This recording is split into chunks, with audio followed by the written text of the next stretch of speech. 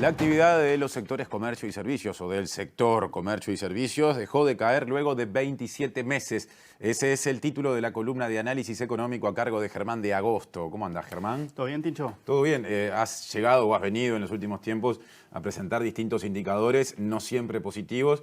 Este a priori parece ser positivo. Bueno, cuando vos lo mirás y mirás el historial, desde que se tiene datos de la nueva metodología, es la primera vez que no cae. O sea, cuando vemos ahora, por ejemplo, la primera placa, lo vas a ver bien clarito.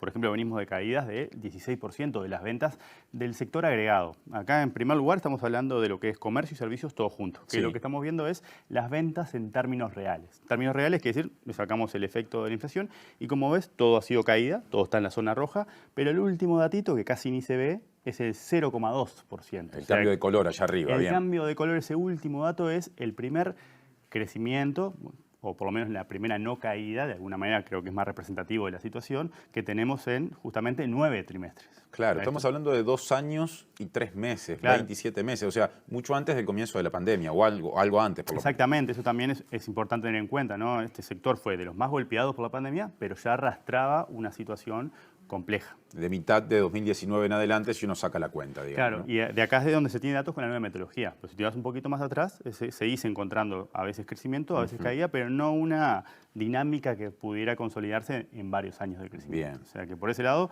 cuando miramos el sector en su conjunto, de vuelta comercio y servicios, nos da esta pequeña, leve caída que es un estancamiento. Si hacemos un doble clic y tratamos de ver por qué dejó de caer, lo que tenemos es un importante dinamismo de la parte de los servicios, porque el sector comercio en su conjunto cayó. Ajá. Cayó poquito, menos de 1%, pero cayó. Y en donde tenemos el mayor dinamismo es en la parte de los servicios. Y cuando miramos los servicios, ¿qué servicios son los que releva esta encuesta de actividad que hace cada 3 meses la Cámara de Servicios y Comercios? Bueno, tenemos hoteles, Sí. tenemos agencias de viaje y también tenemos restaurantes. O sea que ahí tenemos como el núcleo duro de los sectores más golpeados por la pandemia. Claro, estuvimos durante toda la pandemia hablando de que eran los sectores con más perjudicados y ahora que hay cierta apertura, en el caso de la actividad turística, fronteras abiertas, pero inclusive a nivel interno, más movilidad y posibilidades, resulta que son los que parece que se hinchan hacia arriba. Y empiezan a tirar un poquito más. Estamos empezando a ver distintas manifestaciones de ese fenómeno que decís vos de la reapertura y la normalización. El otro día, ¿te acordás que lo vimos en los precios? Sí. Cómo habían aumentado, por ejemplo, los pasajes de avión. Claro. Bueno, esta es como la otra cara de ese mismo fenómeno, simplemente que lo estamos viendo a través de cómo vienen evolucionando las ventas. Entonces, cuando miramos de vuelta toda esa bolsa grande que tenemos adentro del sector comercio y servicios, el 74% de los rubros que contempla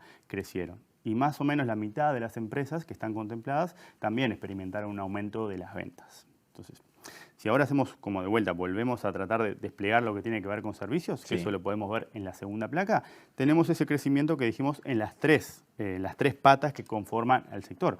En particular, fíjate que si nos concentramos en lo que está a la izquierda, cada colorcito es un periodo. O sea que estamos mirando, el azul oscuro es lo que pasó en el primer trimestre, enero-marzo, después el segundo, y el último es el verde, que Claro. ahí tenemos crecimiento de agencias de viaje, de vuelta a esa manifestación que veíamos en los precios, un crecimiento de las ventas del 18%, hoteles y también restaurantes en el torno del 14% en relación a lo que era el tercer trimestre del año anterior.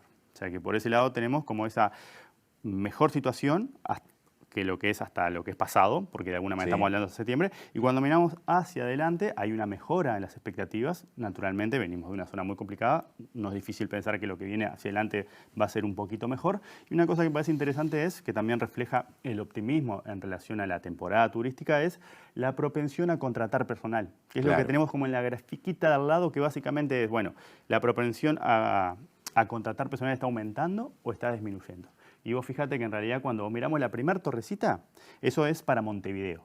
Y ahí si bien tenemos que el grueso o va a mantener el personal o va a aumentar un poquito, pero hay una caída más o menos del 16% que dice que va a disminuir su Sí. personal. Pero cuando vas al interior, que justamente es el reflejo de las expectativas que hay de cara a la temporada turística, no tenemos relevamiento que indique que va a ser peor, ¿sí?, la propensión a contratar o la cantidad de empleados que está previsto. De hecho, tenemos que casi un cuarto está pensando en aumentar Claro. la nómina. Y estamos pensando que este sector, bueno, además de ser de los más golpeados, es un sector sumamente relevante para lo que tiene que ver con las perspectivas que podemos derivar del empleo. Sí, hace no demasiado tiempo, dirigencia de la Cámara de Turismo nos decía que la temporada pasada estuvo en un 55% por debajo de los valores pre-pandemia, quiero decir, y que ahora se espera en el entorno de un 30% por debajo, es decir, sin llegar a lo de antes de la pandemia, empezará a recuperar lo perdido el año pasado, que fue en términos del verano,